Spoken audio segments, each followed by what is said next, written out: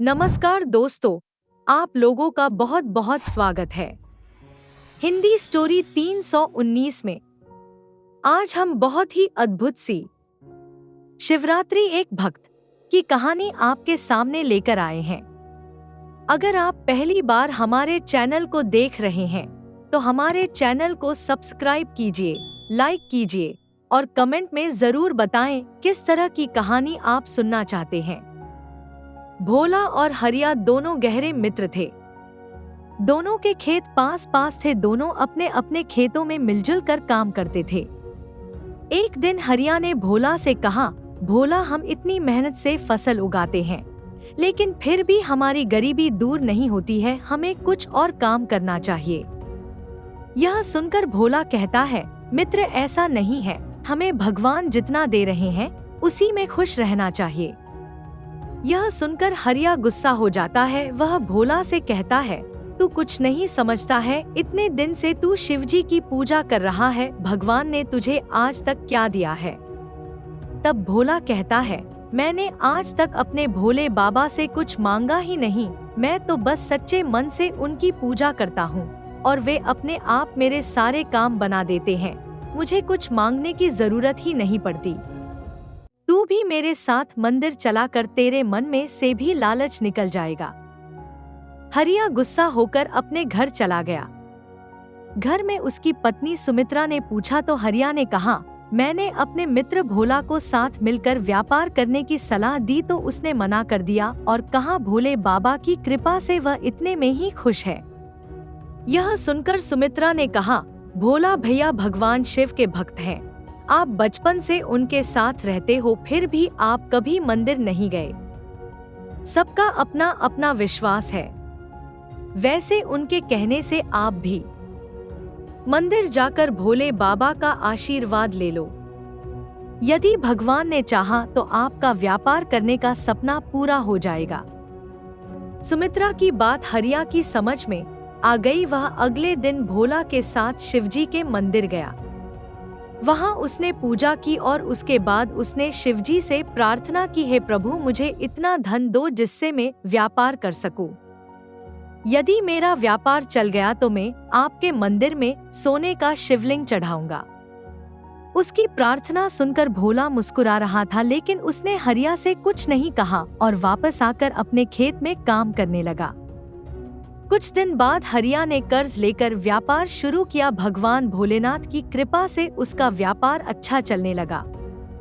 एक दिन हरिया भोला से मिलने गया और उसने कहा, भोला देख, तूने भोले बाबा की इतने साल भक्ति की पर कुछ नहीं मांगा और मैं तेरे साथ केवल एक बार बाबा के मंदिर गया और भगवान से सोने का शिवलिंग चढ़ाने की बात की। बाबा ने खुश होकर मेरा व्यापार शुरू करा दिया। तब भोला ने कहा, तुमने जो मांगा तुम्हें मिल गया। मैंने तो केवल भगवान की भक्ति मांगी थी जिससे मैं बहुत खुश हूँ। तुम्हारी खुशी धन दौलत में है, मेरी खुशी मेरे भोलेनाथ की भक्ति में है। तब हरिया ने घमंड में कहा, देखना, इस साल शिवरात्रि पर मैं सोने का शिवलिंग चढ़ाऊंगा।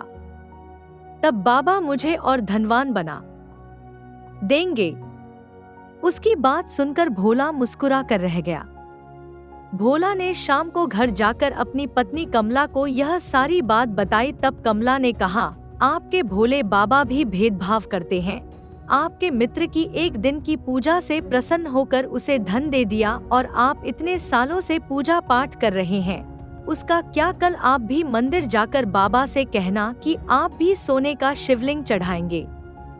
भोला ने कहा, लेकिन शिवरात्रि में तो कुछ ही दिन शेष हैं। मैं सोने का शिवलिंग कहाँ से लाऊंगा? यदि तू जिद ही करती है तो मैं मिट्टी का शिवलिंग बनाकर चढ़ा दूंगा।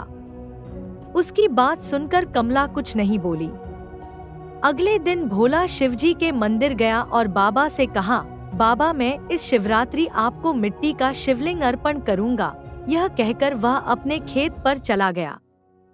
शिवरात्रि के दिन भोला और हरिया पूजा का थाल सजाकर मंदिर पहुंच गए।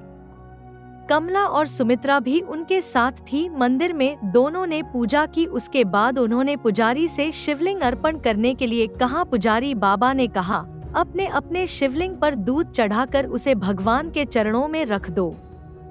उसकी बात सुनकर हरिया जोर से हंसने लगा। उसने कहा, पुजारी जी, मेरे शिवलिंग पर तो दूध चढ़ जाएगा, लेकिन भोला का शिवलिंग तो मिट्टी का है, दूध चढ़ाते ही वह बह जाएगा। यह सुनकर भोला की आंखों में आंसू आ गए। उसने भोलेनाथ से कहा, बाबा, आज आपके भक्त की परीक्षा है। मेरी निष्काम भक्ति आज धनवानों के आगे फीकी पड़ रही है, मेरी लाज रखना प्रभु। इसके बाद दोनों मित्रों ने अपने हाथ में दूध का लोटा लेकर दूध चढ़ाना शुरू किया। दूध चढ़ाते समय हरिया का सोने का शिवलिंग मिट्टी का बनकर बहने लगा और भोला का शिवलिंग दूध चढ़ते ही सोने का बन गया। यह देखकर भोला खुश हो गया और हरिया रोने लगा।